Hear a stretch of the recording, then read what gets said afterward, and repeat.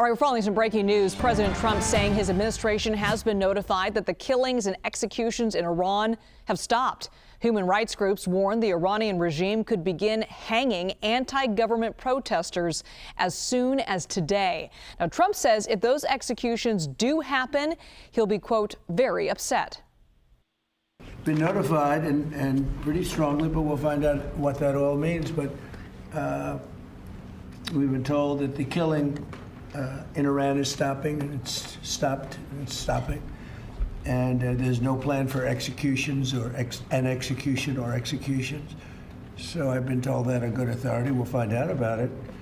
I'm sure if it happens, we'll all be very upset, including you will be very upset. But that's just gotten to me some information that the killing has stopped, that the executions have stopped. They're not going to have an execution, which a lot of people were talking about for the last couple of days. Today was going to be the day of execution.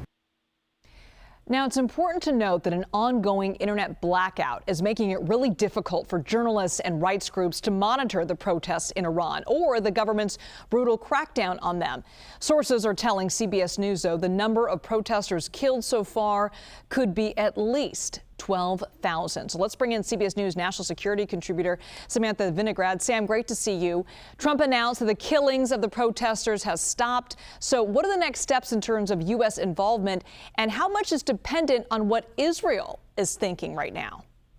Well, we have to see if the killing has in fact stopped. And certainly President Trump's red line for engaging in action in Iran this time around has shifted.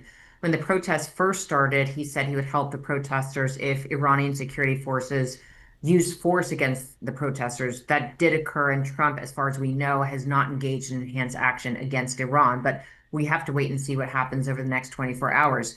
Israel is certainly preparing to defend itself if the United States does engage in action against Iran, and Iran engages in some kind of tit-for-tat retaliatory effort. Israel, of course, has direct experience engaging inside of Iran, both through covert action and military means.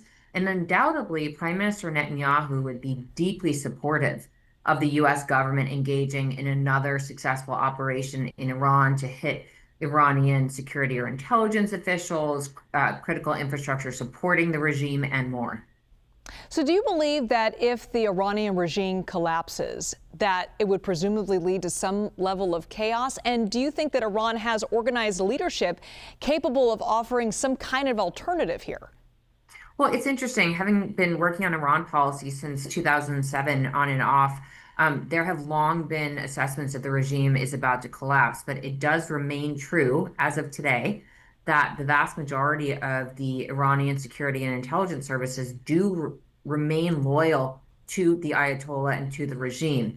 What the United States has been unsuccessful in so far is drawing that loyalty base away from the Ayatollah, away from the mullahs. And undoubtedly, part of the U.S. plan here is not just to stop violence against protesters, but to try to, through covert action and otherwise, influence operations and otherwise, convince regime loyalists that they are better off letting go of their ties to the regime. Now, there is not one figure that folks are pointing to that would rise up as a replacement for the regime.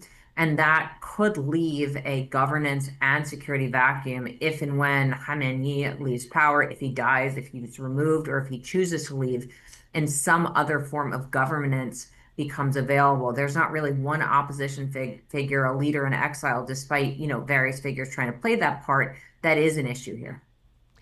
I want to ask you about this because back in 1953, the U.S. and the U.K. overthrew the prime minister in Iran over oil assets. That prime minister was democratically elected, and many believe it really changed the relationship between the U.S. and Iran. Is there concern that the U.S. involvement when it comes to leadership in that country could further destabilize it?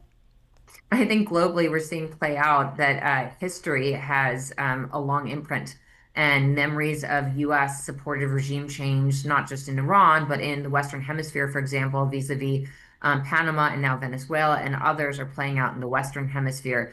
The United States is still viewed within various parts of Iran as a great Satan based upon U.S. actions in Iran in 1953 and 1979 and otherwise, and since then.